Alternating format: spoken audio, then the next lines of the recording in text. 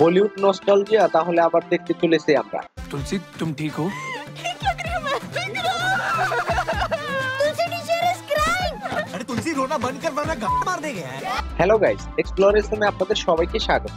যাকে যে জায়গায় মানায় তাকে দিয়ে তো তাই করা দরকার। বরুণ ধাওয়ান আবার তার হাম্পি শর্মা স্টাইলে ব্যাক করছেন। বরুণ ধাওয়ানের সানি সংস্কারী কি তুলসী কুমারী মুভিটি ট্রেলার রিসেন্টলি পাবলিশ করা হয়েছে। करना बंद कर, मैं तुझसे कहीं ज्यादा मिडिल क्लास हूँ। मेरे पापा ना मुझे सिर्फ 50,000 रुपए देते सैलरी पर मंथ।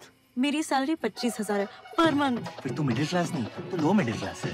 টিজারে তো মোটামুটি এটা শিওরই ছিলাম মুভিটি কমেডি ওভাররেটেড লাভ স্টোরি হতে চলেছে। ট্রেলারটা দেখে তা পুরোপুরি কনফার্ম হওয়া গেল।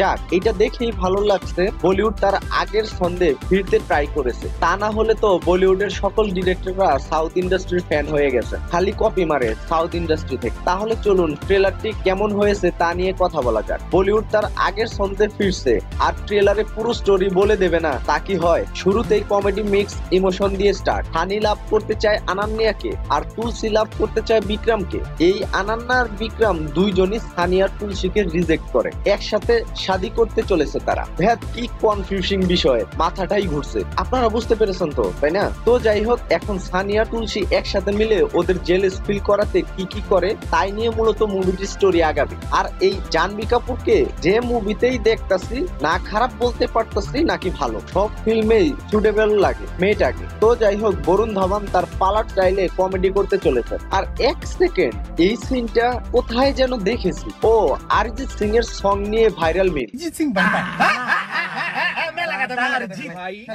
कुछ भी लगा, अरिजीत मत लगा। ये लगा इसका क्या सुन? लगाने वाले हम तेरे बिन अब रह नहीं सकते, तेरे बिना क्या वजूद मेरा।